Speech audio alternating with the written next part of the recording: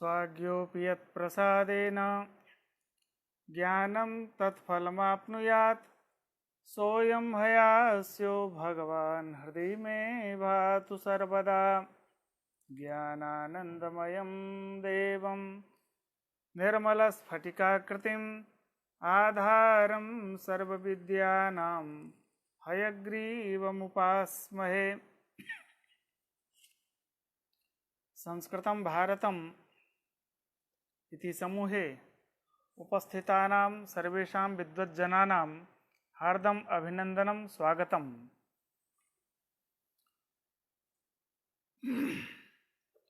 न्याय सिद्धांत मुक्तावली के प्रत्यक्ष खंड के अंतर्गत आज षड्विध सन्निकर्ष की चर्चा होगी।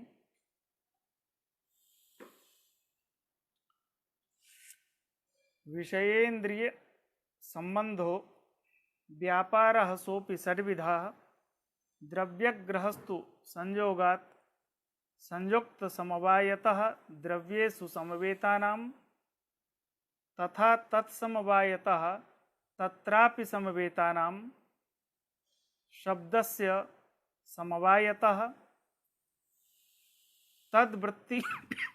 तद्वृत्तीनां समवेत समवायेन तु ग्रहः प्रत्यक्षं समवायस्य विशेषणतया भवेत्।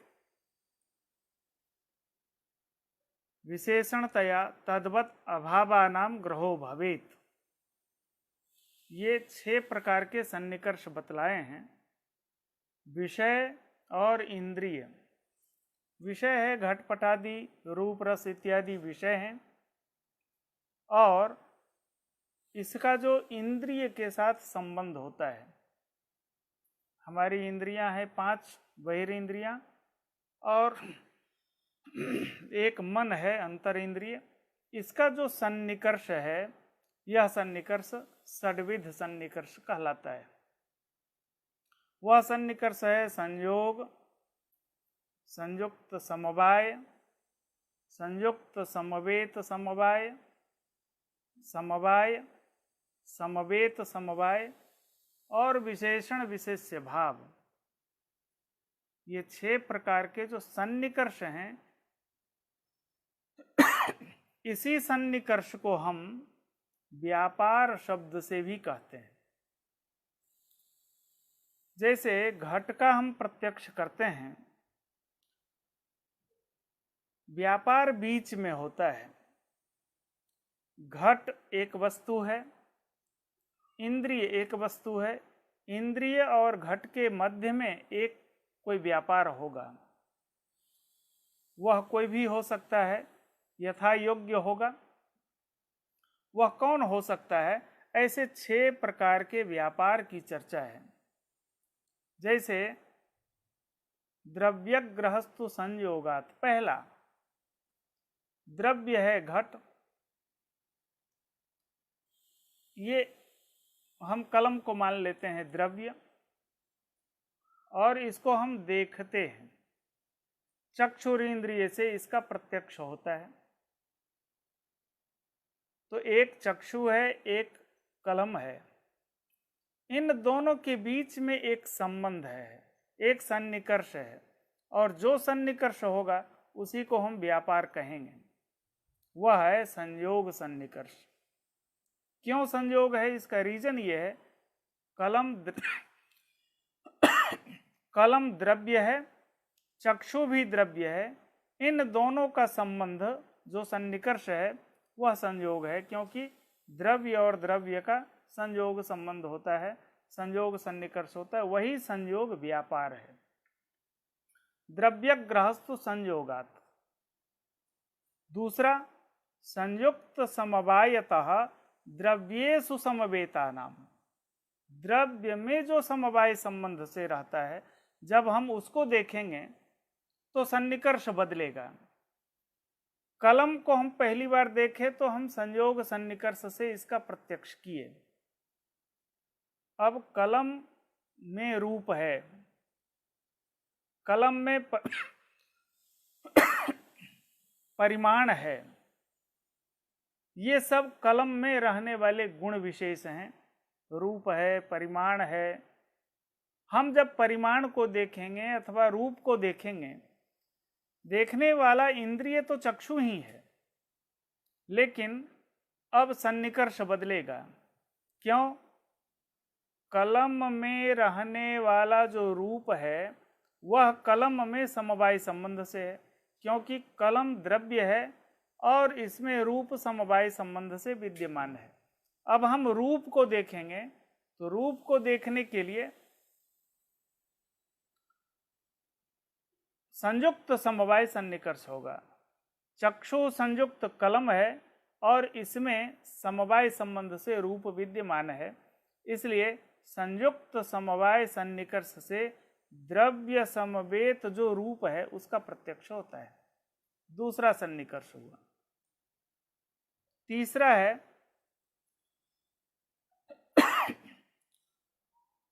तथा तत्समवायतः तत्रापि समवेतानाम। हम रूप तक तो आ गए हैं, तत्रापि अर्थात रूपेपि समवेतानाम रूपत्वानाम, रूप में रूपत्व समवाय संबंध से है। उस रूपत्व का जब हम प्रत्यक्ष करेंगे तो चक्षु संयुक्त समवेत समवाय, चक्षु संयुक्त कलम है, इसमें समवेत है रूप, उस रूप में समवाय संबंध से रूपत्व विद्यमान है, इसलिए संयुक्त समवेत समवाय सन्निकर्ष से हम कलम में विद्यमान रूप, रूप में विद्यमान रूपत्व का प्रत्यक्ष करते हैं। तो संयुक्त समवेत समवाय सन्निकर्ष है, व्यापार है। शब्दस्य समवायता, शब्द का बहुत इजी है, जैसे कलम का प्रत्यक्ष किए संयोग सन्निकर्ष से, ऐसे ही शब्द का जब तो समवाय सन्निकर्ष है। क्यों समवाय सन्निकर्ष है? शब्द गुण है और वह आकाश में रहता है। आकाश द्रव्य है, आकाश नामक द्रव्य में शब्द समवाय संबंध से है और श्रोत्र से हम शब्द का साक्षात्कार करते हैं। श्रोत्र भी आकाश ही है। कर्ण सस्कुल्यवच्छिन्न जो नभः प्रदेश है उसको हम आकाश कहते हैं। वहीं पर उसी आकाश में शब्द विद्यमान है और समवाय संबंध से विद्यमान है। एतावता समवाय सन्निकर्ष से हम शब्द का साक्षात्कार करते हैं। शब्द वृत्ति जो शब्दत्व है उसका समवेत समवाय सन्निकर्ष होगा, क्योंकि शब्द गुण है, उसका साक्षात्कार तो हमने समवाय संबंध से किया, समवाय सन्निकर्ष से किया। और शब्द में शब्दत्व समवाय संबंध से है। एतावता समवेत समवाय सन्निकर्ष हुआ शब्दत्व के साक्षात्कार में। तद्वृत्ति नाम अर्थात शब्द वृत्ति नाम शब्दत्वादि नाम समवेत समवायेन तु ग्रहः,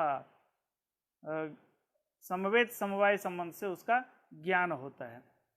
प्रत्यक्षम समवायस्य, समवाय का प्रत्यक्ष कैसे होगा? तो विशेषणता सन्निकर्ष से होगा। समवाय प्रत्यक्षम समवायस्य विशेषणतया भवेत। और दूसरा भी है विशेषणतया तद्वत् समवायवत्, यथा समवायस्य विशेषणता सन्निकर्षेण ग्रह भवति तद्वत् अभावस्यापि विशेषणता सन्निकर्षेण ज्ञानम भवति। और यदि स्याद उपलभ्येत एवं यत्र प्रसज्यते, यह एक अलग प्रकरण है, इसकी चर्चा हम आगे भी कर देंगे। विषयेन्द्रियेति व्यापारः सन्निकर्षः।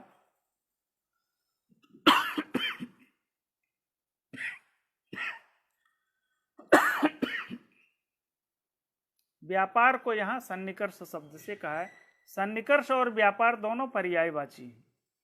षड्विधम सन्निकर्षम उदाहरण द्वारा प्रदर्शयति। षड्विध सन्निकर्ष का प्रत्येक का उदाहरण दे करके इसका प्रदर्शन कर रहे हैं। द्रव्य ग्रह इति, द्रव्य प्रत्यक्षम इंद्रिय संयोग जन्यम, द्रव्य का जो प्रत्यक्ष होता है, घटपट आदि, जैसे हमने कलम का उदाहरण दिया, तो द्रव्य का जो प्रत्यक्ष होता है वह इंद्रिय संयोग जन्यम, इंद्रिय संयोग से द्रव्य का प्रत्यक्ष हो जाता है।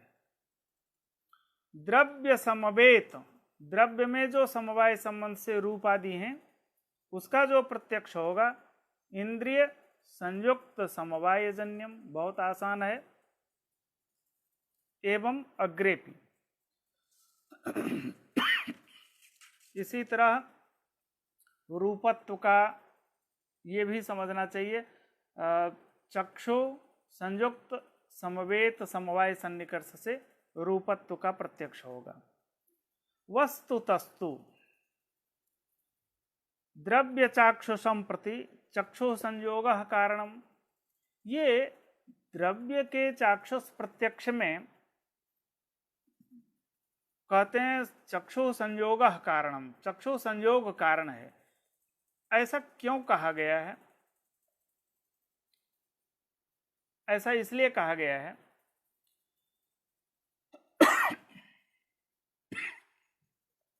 दो मत हैं यहाँ, एक नवीन मत है, एक प्राचीन मत है। द्रव्य वृत्ति लौकिक विषयता संबंध से प्रत्यक्ष के प्रति इंद्रिय संयोग को कारण माना गया है। जो भी द्रव्य वृत्ति लौकिक विषयता संबंध से प्रत्यक्ष होगा उस प्रत्यक्ष के प्रति इंद्रिय संयोग कारण है। जब इंद्रिय संयोग को कारण मानेंगे तो त्वचा और प्रभा इसका संयोग बनेगा। त्वचा भी वायवीय है, इंद्रिय है, वायवीय इंद्रिय, और प्रभा तेजस है। इन दोनों का संयोग हो तो त्वक प्रभा संयोग से भी प्रत्यक्ष होने लगे। इतना ही नहीं, अंधकार में घट का चाक्षुष प्रत्यक्ष होने लगेगा, ये स्पर्शन प्रत्यक्ष होने लगेगा, क्योंकि अंधकार में घट विद्यमान है और वहां चक्षु संयोग भी है। हम मना नहीं कर सकते हैं कि चक्षु संयोग नहीं है, चक्षु संयोग वहां है। घट नहीं दिखाई देने के प्रति कारण अन्य है, लेकिन वहां पर वह घट का स्पर्शन प्रत्यक्ष होने की आपत्ति होगी, क्योंकि द्रव्य और इंद्रिय संयोग तो वहां है। द्रव्य है घट और इंद्रिय है चक्षु, इंद्रिय संयोग विद्यमान है तो स्पर्शन प्रत्यक्ष की आपत्ति है। यहां पर एक चीज स्पष्ट हो जाए, इंद्रियत्व अननुगत है, क्योंकि इंद्रिय कभी चक्षु है, कभी त्वक है, कभी घ्राण है, कभी रसना है, तो इंद्रियत्व अननुगत है। और तदघटित जो संयोग है, तदघटित जो संयोगत्व है, वह संयोगत्व भी अननुगत है। इसलिए परस्पर में व्यभिचार होगा। इस व्यभिचार के वारण करने के लिए यहाँ एक नवीन मत का उद्भावन किया जा रहा है, वही है नवीन मत वस्तु तस्तु करके। द्रव्य चाक्षुषम प्रति चक्षु संयोग कारणम, द्रव्य का जब चाक्षुष प्रत्यक्ष हो तो वहां चक्षु संयोग को कारण माना है, अर्थात विषयता संबंध से द्रव्य में रहने वाला जो चक्षुरिंद्रिय जन्य प्रत्यक्ष है, उस प्रत्यक्ष के प्रति चक्षु संयोग समवाय संबंध से कारण होगा। विषयता संबंध से द्रव्यनिष्ठ जो चक्षुरिंद्रिय जन्य प्रत्यक्ष, उस प्रत्यक्ष के प्रति चक्षु संयोग समवाय संबंध से कारण है। एतावता यहां पर कोई व्यभिचार नहीं होगा। विषयता संबंध से जो भी प्रत्यक्ष होगा उसमें विषय की कारणता अपेक्षित है। इसलिए घट का जब हम प्रत्यक्ष करेंगे, विषय विधेया घट वहां उपस्थित होना चाहिए और चक्षु संयोग वहां कारण है। एतावता घट का चाक्षुष प्रत्यक्ष हो जाता है। उसी को स्पष्ट किए हैं, वस्तु तस्तु द्रव्य चाक्षुषम प्रति चक्षु संयोग कारणम। और द्रव्य समवेत चाक्षुषम प्रति, जो रूप है, द्रव्य समवेत रूप हुआ, उसका जब चाक्षुष प्रत्यक्ष करेंगे तो चक्षु संयुक्त समवाय कारणम, वहां संयुक्त समवाय सन्निकर्ष कारण होता है, चक्षु संयुक्त समवाय कारण होता है।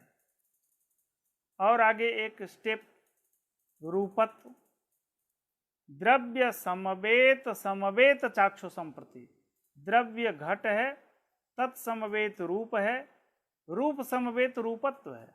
रूपत्व का जब चाक्षुष प्रत्यक्ष करना हो तो चक्षु संयुक्त समवेत समवाय कारणम। एवं अन्यत्रापि विशेष्यैव कार्य कारण भाव, यह केवल रूप का उदाहरण दिया गया है। रस का, गंध, स्पर्श, शब्द, ये सब भी समझ लेना चाहिए। अन्यत्रापि विशेष्यैव कार्य कारण भाव। अब यहाँ पर एक प्रश्न उठाया जा रहा है, परंतु पृथ्वी परमाणु नीले नीलत्वम, पार्थिव परमाणु है और वह परमाणु नील रूप वाला है। उस परमाणु में, नील परमाणु में नीलत्व रहेगा और पृथ्वी परमाणु पृथ्वीत्वम, पार्थिव परमाणु है इसलिए उस परमाणु में पृथ्वीत्व भी है। एतावता उस नीलत्व का और पृथ्वीत्व का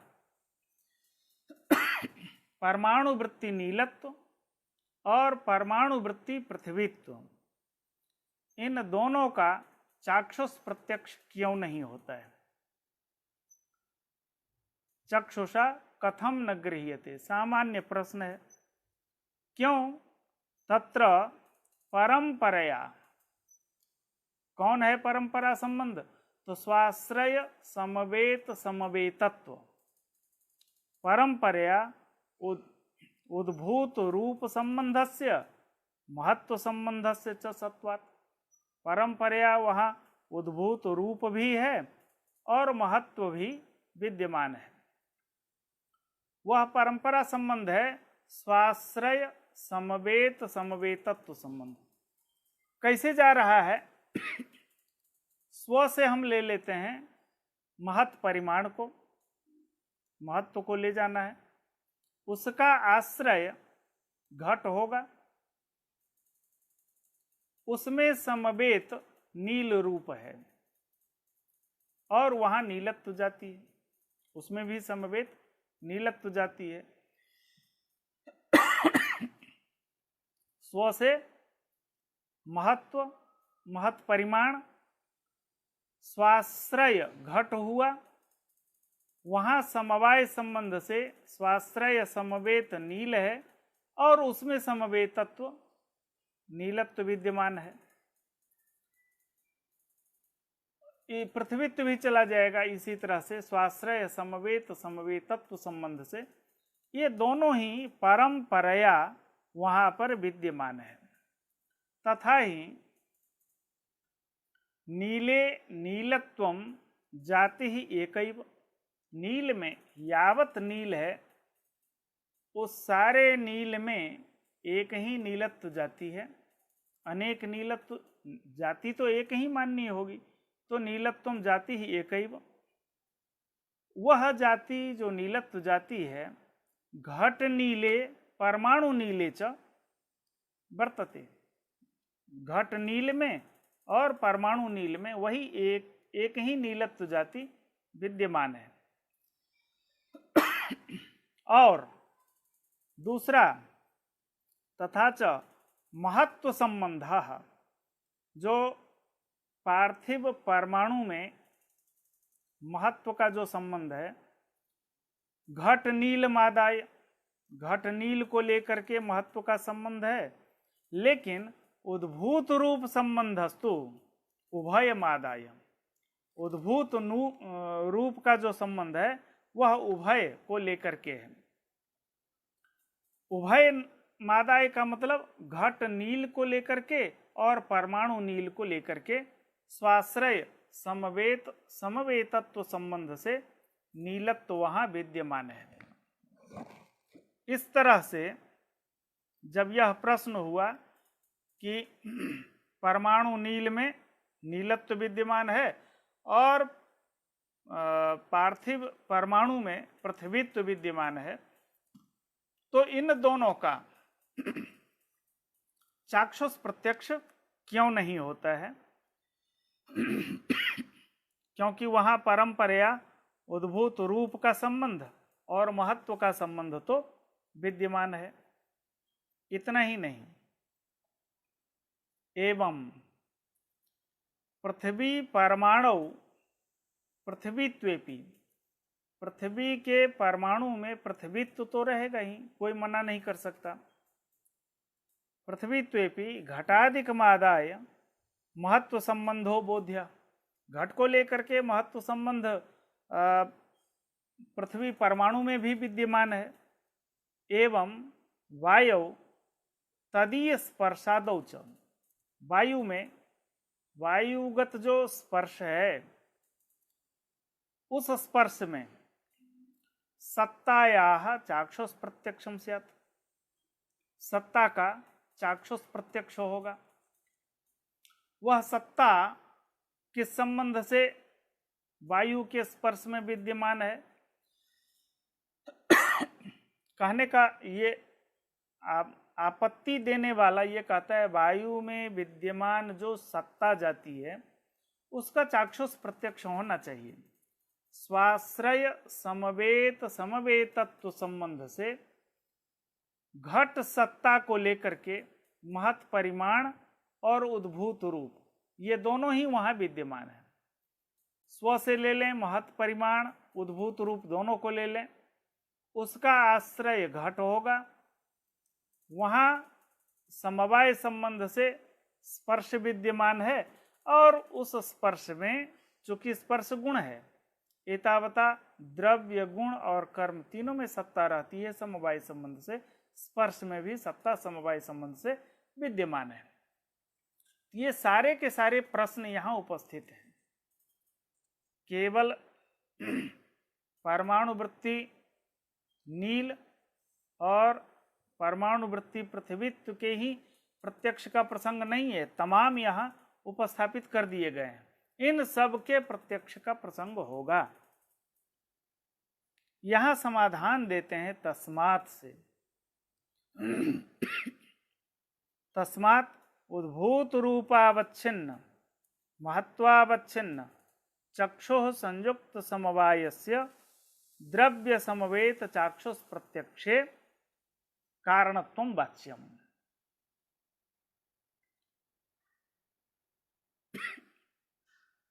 यहां पर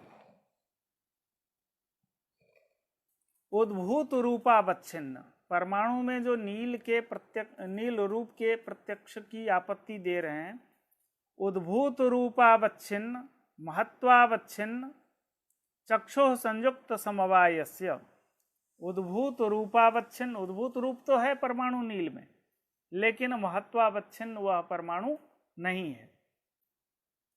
उसका परमाणु का चक्षु संयोग तो हो रहा है, लेकिन महत्वाभावात उसका प्रत्यक्ष नहीं हो रहा है। उद्भूत रूपावच्छिन्न महत्वावच्छिन्न चक्षुः संयुक्त समवायस्य द्रव्य समवेत चाक्षुष प्रत्यक्षे कारणम। वहां पर महत्वावच्छिन्नत्व परमाणु में नहीं है, एतावता वहां चाक्षुष प्रत्यक्ष की आपत्ति नहीं दे सकते हैं। तादृश चक्षुः संयुक्त समवेत समवायस्य द्रव्य समवेत चाक्षुषे कारणत्वं वाच्यम।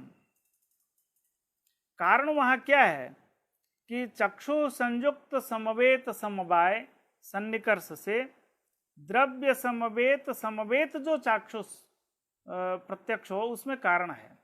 अब यहाँ चक्षु संयुक्त समवेत समवाय, इससे समवाय की कारणता माने हैं चक्षु संयुक्त समवेत समवाय को। तो चक्षु संयुक्त परमाणु गत जो नील है वह चक्षु संयुक्त नहीं बन पा रहा है। क्यों? कि महत्वाभावात। इसलिए वहाँ चक्षु संयुक्त समवेत समवाय सन्निकर्ष में उसको कारण माना है। इत्थं च परमाणु नीलादौ नो नीलत्वादि ग्रह, परमाणु नील में नीलत्व ग्रह नहीं हो पा रहा है। परमाणु चक्षु संयोगस्य महत्वावच्छिन्नत्वाभावात्, परमाणु में जो चक्षु संयोग है, ऐसे चक्षु संयोग का ज्ञान नहीं हो पाता है। क्यों? महत्वाभावात्, महत्व नहीं है परमाणु में, एतावता उसका ज्ञान नहीं हो पा रहा है। परमाणु चक्षु संयोगस्य महत्वावच्छिन्नत्वाभावात्, चक्षु संयोग तो विद्यमान है लेकिन वह चक्षु संयोग किस तरह का होना चाहिए? जिसमें महत्व हो। परमाणु में महत्व नहीं है, एतावता एक बात। दूसरी बात, यहां इसलिए कहे हैं कि दो मत यहां भी समझना चाहिए कि परमाणु नील घटित जो परंपरा है वह पाक जो मानते हैं, पीठर पाकवादी नैयायिक होता है और पीलू पाकवादी वैशेषिक होता है। तो उस मत में वहाँ हम संबंध भी बदलेंगे। जो अवयव में पाक मानने वाले वैशेषिक हैं उनके मत में अलग संबंध होगा, और अवयवी में पाक मानने वाले जो नैयायिक हैं उनके मत में अलग तरह से करेंगे। वहां पर जो महत्व का संबंध हम लाएंगे वहां है स्वाश्रय समवायी समवायी समवेत समवेतत्व संबंध। स्वाश्रय समवायी समवायी समवेत समवेतत्व संबंध से महत्व नीलत्व को हम ले जाएंगे। स्व से वहां लेंगे त्रश्रेणुगत जो उद्भूत रूप है, नील रूप, त्रश्रेणुगत, त्रश्रेणु में महत्व है, तो त्रश्रेणुगत जो उद्भूत नील रूप है उसको लिया स्वपद से। उस नील रूप का आश्रय त्रश्रेणु होगा, स्वाश्रय त्रश्रेणु हो गया। उसका समवायी द्वेणुक होगा, त्रश्रेणु का समवायी द्वेणुक हुआ, उसका समवायी परमाणु होगा। उस परमाणु में समवाय संबंध से नील रूप विद्यमान है, परमाणु नील, और उस नील में समवाय संबंध से नीलत्व विद्यमान है। इसलिए वह नीलत्व स्वाश्रय समवायी समवायी समवेत समवेतत्व संबंध से महत्व में चला गया, अर्थात त्रश्रेणु में विद्यमान हो गया। दूसरी बात, वायु में जो सत्ता का चाक्षुष प्रत्यक्ष की आपत्ति आई थी वह अब नहीं आएगी, क्योंकि वायुवादौ न सत्तादि चाक्षुषम, सत्ता का चाक्षुष प्रत्यक्ष वहां नहीं होगा। क्यों? कि तत्र वायौ चक्षु संयोगस्य रूपावच्छिन्नत्वाभावात्, वायु में रूप नहीं है, इसलिए रूप का, वायुगत रूप का चाक्षुष प्रत्यक्ष नहीं होता है। एवं यत्र घटस्य मध्यावच्छेदेन आलोक संयोगः, घट को हम सामने जब रखते हैं तो समग्र घट का प्रत्यक्ष नहीं होता है, जिस तरफ हमारी दृष्टि होती है उसी तरफ घट का हम प्रत्यक्ष कर पाते हैं। जैसे यहाँ चक्षु है, इसके इस तरफ वाला भाग मैं नहीं देख पाता हूं, आप देख रहे हैं। अब सामने कैमरा है इसलिए हम इधर का देख रहे हैं, पर इधर का आप नहीं देख पा रहे हैं। एक तरफ का ज्ञान होता है, दूसरे तरफ का ज्ञान नहीं होता है। घटस्य मध्यावच्छेदेन आलोक संयोग और चक्षु संयोगस्तु बाह्यावच्छेदेन। चक्षु संयोग बाह्य देश के साथ में, आभ्यंतर देश के साथ में चक्षु संयोग नहीं होता है। तत्र घट प्रत्यक्षाभावात् आलोक संयोगावच्छिन्नत्वं चक्षु संयोगे विशेषणं देयम्। आलोक संयोग, चक्षु संयोग में एक विशेषण देना होगा। आलोक संयोगावच्छिन्नत्व, जिस देश में आलोक संयोग है तद देशावच्छेदेन हम घट का प्रत्यक्ष करते हैं, वहां पर यह विशेषण देना ही पड़ता है। एवं द्रव्य स्पार्शन प्रत्यक्ष, द्रव्य का जब हम त्वगिंद्रिय से प्रत्यक्ष करते हैं वहां त्वक संयोग कारण होता है। द्रव्य समवेत स्पार्शन प्रत्यक्ष, जैसे रूप का पीछे दिखाया था, अब स्पर्श का दिखा रहे हैं। द्रव्य समवेत स्पार्शन प्रत्यक्ष, जो उसमें चाहे शीत स्पर्श हो, उष्ण स्पर्श हो, कोई भी स्पर्श हो, द्रव्य समवेत जो स्पार्शन प्रत्यक्ष है उसके त्वक संयुक्त समवाय कारणम। त्वक संयुक्त घट द्रव्य है, उसमें स्पर्श समवाय संबंध से रहता है। एतावता त्वक संयुक्त समवाय सन्निकर्ष वहां व्यापार बनेगा। द्रव्य समवेत समवेत स्पार्शन प्रत्यक्ष, स्पर्शत्व के प्रत्यक्ष में त्वक संयुक्त समवेत समवाय कारणम। अत्रापि, यहाँ पर भी जहाँ त्वगिंद्रिय जन्य प्रत्यक्ष हो रहा है इसमें भी महत्वावच्छिन्नम उद्भूत स्पर्शावच्छिन्नत्वं च पूर्ववदेव बोध्यम। अन्यथा परमाणु के स्पर्श की भी प्रतीति की आपत्ति आएगी, इसलिए महत्वावच्छिन्न और उद्भूत स्पर्शत्वावच्छिन्न भी स्पर्शावच्छिन्न देना चाहिए प्रत्यक्ष में। एवं गंध प्रत्यक्ष, गंध के प्रत्यक्ष में घ्राण संयुक्त समवाय, घ्राण संयुक्त घट है और उसमें समवाय संबंध से गंध विद्यमान है, तो संयुक्त समवाय वहां संबंध बनेगा। गंध समवेत गंधत्व, उसके घ्राणज प्रत्यक्ष में घ्राण संयुक्त समवायित समवाय कारणम। एवं रस प्रत्यक्षे रसना संयुक्त समवाय, ये सब समझ लेना चाहिए। रस समवेत रासन प्रत्यक्षे रसना संयुक्त समवेत समवाय कारणम। शब्द प्रत्यक्षे श्रोत्रावच्छिन्न समवाय कारणम।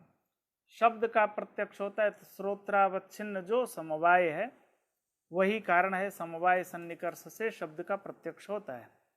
शब्द समवेत श्रावण प्रत्यक्ष है, जब शब्दत्व का प्रत्यक्ष करना हो तो श्रोत्रावच्छिन्न समवेत समवाय कारणम। समवेत समवाय संबंध से सन्निकर्ष से हम शब्दत्व का प्रत्यक्ष करते हैं। अत्र सर्वम प्रत्यक्षम लौकिकम बोध्यम।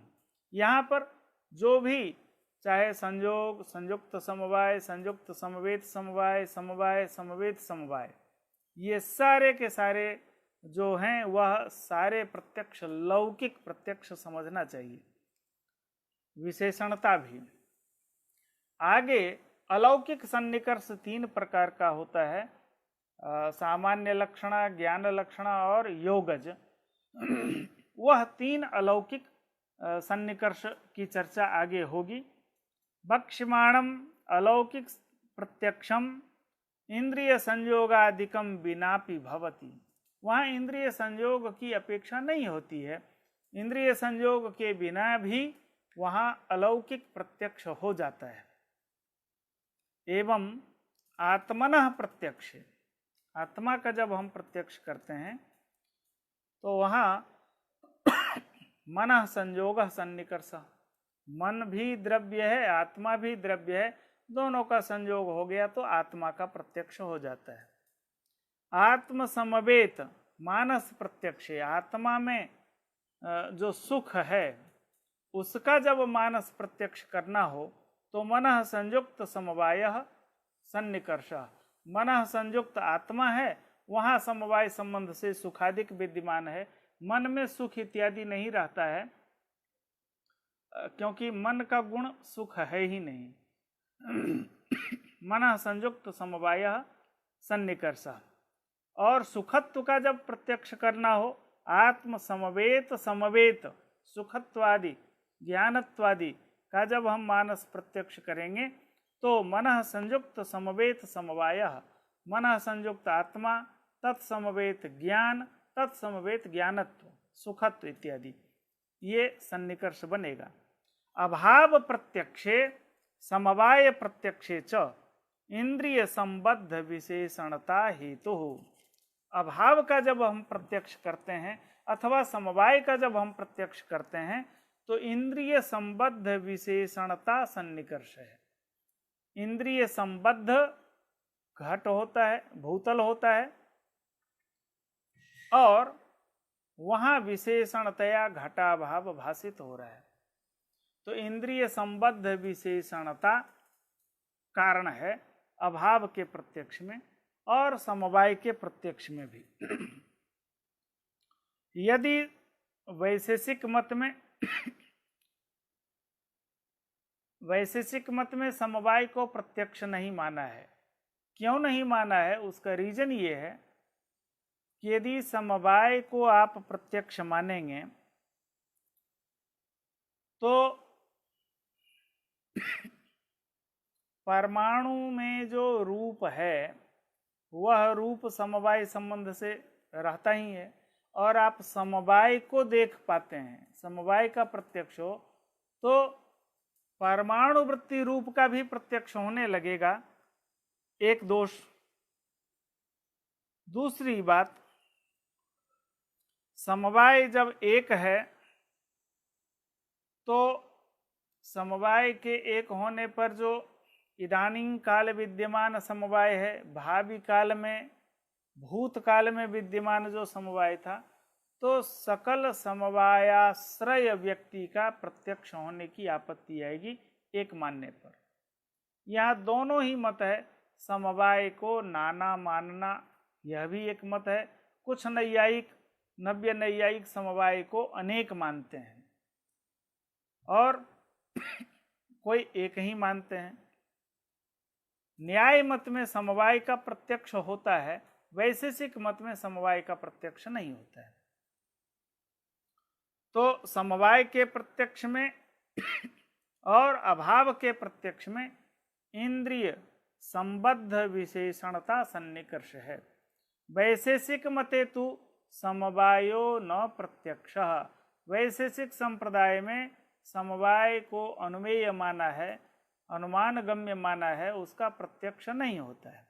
अत्र यद्यपि विशेषणता नाना विधा, विशेषणता सन्निकर्ष का है अभाव और समवाय के प्रत्यक्ष में, वह विशेषणता कई एक प्रकार का होता है, नाना प्रकार का होता है। तथा ही भूतलादौ घटाद्यभाव, भूतल वृत्ति जो घटाभाव है वह स्वसंयुक्त विशेषणतया गृह्यते, वह स्वसंयुक्त विशेषणता सन्निकर्ष से घटाभाव का, भूतल वृत्ति घटाभाव का प्रत्यक्ष स्व से लिया। चक्षु, चक्षु संयुक्त है भूतल और वहां विशेषण है घटाभाव, इसलिए स्वसंयुक्त विशेषणता सन्निकर्ष से भूतल वृत्ति घटाभाव का प्रत्यक्ष हो जाता है।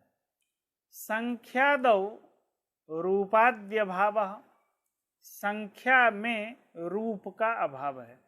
संख्या गुण है, रूप भी गुण है। एतावता गुण में गुण नहीं रहेगा, संख्या में रूप नहीं रहेगा, तो संख्या में रूप के अभाव का प्रत्यक्ष होता है।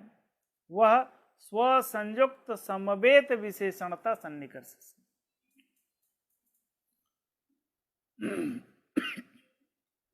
स्व से चक्षु को ले लें।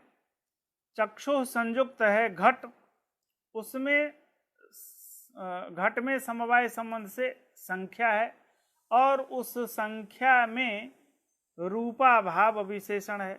तो संख्या में रूपाभाव स्वसंयुक्त समवेत विशेषणता। स्व से चक्षु, चक्षु संयुक्त घट, उसमें समवेत है संख्या और उसमें रूपाभाव विशेषण है। एतावता स्वसंयुक्त समवेत विशेषणता सन्निकर्ष से संख्या में रूपाभाव का प्रत्यक्ष हुआ। संख्यात्वादौ, अब संख्या में नहीं लेकर के संख्यात्व में रूप का अभाव नहीं लेकर के रूपत्व का अभाव ले रहे हैं। वहां पर स्वसंयुक्त समवेत समवेत विशेषणता। इसी तरह से हम आगे बढ़ते जाएंगे तो स्व से फिर घट को, चक्षु को ही लेंगे। स्व संयुक्त हुआ घट, उसमें समवेत है संख्या और उसमें समवेत है संख्यात्व और उसमें विशेषणता सन्निकर्ष से क्या रूपत्व का अभाव है। इस तरह से संख्यात्व में रूपाभाव या रूपत्वाभाव वह विशेषणता ही बनेगा। स्वसंयुक्त समवेत समवेत विशेषणतया। शब्दाभाव केवल श्रोत्रावच्छिन्न विशेषणतया। शब्द का अभाव जब हम लेते हैं तो श्रोत्रावच्छिन्न विशेषणता। श्रोत्र है आकाश, उसमें शब्दाभाव विशेषण विधेया प्रविष्ट है, इसलिए शब्दाभाव के प्रत्यक्ष में श्रोत्रावच्छिन्न विशेषणता सन्निकर्ष से। कादौ खत्वाद्य भाव को एक शब्द है, उसमें खत्वा भाव, उसका जब ज्ञान करना हो तो श्रोत्रावच्छिन्न समवेत विशेषणतया। श्रोत्रावच्छिन्न को है, उसमें समवेत है खत्वा भाव, नहीं श्रोत्रावच्छिन्न तो को है, श्रोत्रावच्छिन्न समवेत को है, उसमें खत्वा भाव विशेषणतया प्रविष्ट है। एतावता को में खत्वा भाव, श्रोत्रावच्छिन्न समवेत को, वहाँ खत्वा भाव विशेषण विधेया प्रविष्ट है, यह सन्निकर्ष होगा। एवं कत्वाद्यवच्छिन्ना भावे गत्वा भावः। कत्वावच्छिन्ना भावे गत्वा भावः श्रोत्रावच्छिन्न विशेषण विशेषणतया। श्रोत्रावच्छिन्न विशेषण है वहाँ कत्वा भाव और वहाँ खत्वा भाव विशेषण है। कत्वा भाव में विशेषण है, विशेषण विशेषणता सन्निकर्ष बना। एवं घटाभावादौ पटाभावः। घटाभाव में पटाभाव का कौन सा सन्निकर्ष होगा? तो चक्षु संयुक्त विशेषण विशेषणता। चक्षु संयुक्त घट है, चक्षु संयुक्त घटाभाव है और वहां पटाभाव विशेषणतया भाषित हो रहा है। एवं अन्यद अपि ऊह्यम। इसी तरह से बहुत जगह इसी तरह से अभाव में ये अभाव, उस अभाव में उसका अभाव, अमुक में अमुक का अभाव, ये सब विशेषण विशेष भाव सन्निकर्ष समझना चाहिए। तथापि विशेषण तात्वेन, यहाँ तो तमाम विशेषणता बता दिए, तो विशेषणता अनेक प्रकार की है, तो लेकिन विशेषण तात्वेन सारी विशेषणता एक ही है। विशेषण तात्वेन रूपेण एकैव सा विशेषणता गण्यते। अन्यथा यदि विशेषणता ही अनेक प्रकार की हो जाए तो सोढ़ा सन्निकर्ष इति प्राचाम प्रवादः व्याहन्यते। 6 प्रकार के सन्निकर्ष हमारे प्राचीन आचार्यों की देन है और वह एक व्यवस्था बनाए हैं। 6 प्रकार के सन्निकर्ष होते हैं और विशेषणता ही हम अनेक मान लेंगे और बाकी संयोग संयुक्त समवाय में ये सारी विशेषणता को प्लस कर दें तो 6 की संख्या, इस 6 संख्या की हानि होने लगेगी। इसलिए विशेषणतात्वेन वह विशेषणता एक ही है, सब मिलाकर के 6 सन्निकर्ष ही रहेंगे।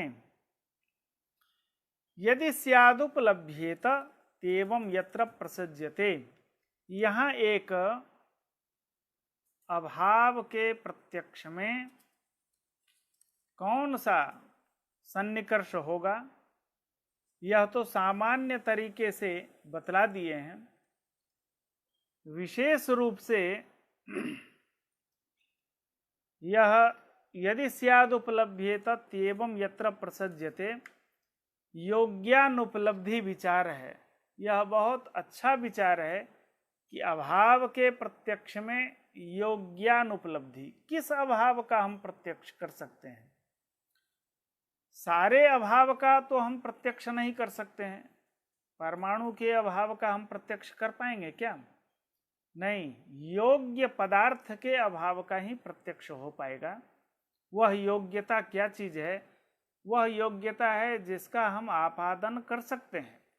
प्रत्यक्ष योग्यता वत्वम, प्रत्यक्ष योग्यता जिसमें हो, घटादि जैसे, और उसमें प्रत्यक्ष योग्यता है, उसका हम आपादन कर सकते हैं। तो प्रत्यक्ष प्रतीत्य भाव, जिसकी प्रत्यक्षता संभव है, उसी के अभाव का हम आपादन कर सकते हैं। सबके अभाव का आपादन हम नहीं कर सकते हैं। तो योग्यानुपलब्धि विचार हम कल के लिए छोड़ते हैं। इसलिए आज हम यहीं तक इसको पूर्ण मानते हैं और कल योग्यानुपलब्धि विचार हम करेंगे। बहुत अच्छा विचार है। तो इस पर हम आज यहीं विश्राम लेते हैं। आप सभी उपस्थित होते हैं, बहुत अच्छा लगता है और बहुत संभव है कल हम घोषणा तो कर देंगे ग्रुप में, शायद संभवतः कल का अवकाश घोषित हो सकता है, क्योंकि यूनिवर्सिटी में एक मीटिंग है और उस मीटिंग में फिजिकली मुझे रहना है। ऑनलाइन तो हम कभी भी उपस्थित हो लेते हैं, लेकिन फिजिकली वहाँ किसी कार्य संपादन की बात हो रही है। इसलिए हो सकता है कल से ये काम शुरू हो सकता नहीं है ही। या तो हम समय चेंज करेंगे यहाँ का या वहाँ का, लेकिन कल हमें समय से वहाँ पहुँचना होगा 10 बजे।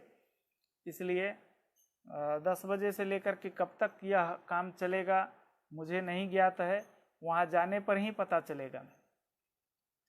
काम लंबा है, काम बड़ा है वो, इसलिए समय का अभी पता नहीं बतला पाएंगे। हम कोई न कोई समय चेंज कर सकते हैं, या तो हम कहेंगे, और आप लोगों को कौन समय अच्छा लगता है वो भी अपनी सुविधा बतला देंगे, तो मुझे भी सहूलियत होगी उस समय को चयन करने में। अन्यथा 11 बजे का समय हमारे लिए ठीक ही है, लेकिन अब हमारी एक व्यस्तता दूसरी जगह भी होने जा रही है। इसलिए आप सभी का परामर्श भी अपेक्षित है। यदि और सवेरे कर दें तो कैसा रहेगा, और देर से करें शाम को तब कैसा रहेगा। इसलिए आप अपना अपना विचार एक बार लिखित रूप में यहाँ छोड़ देंगे तो अच्छा रहेगा। आप सभी को पुनः बहुत बहुत आभार, धन्यवाद, नमस्कार।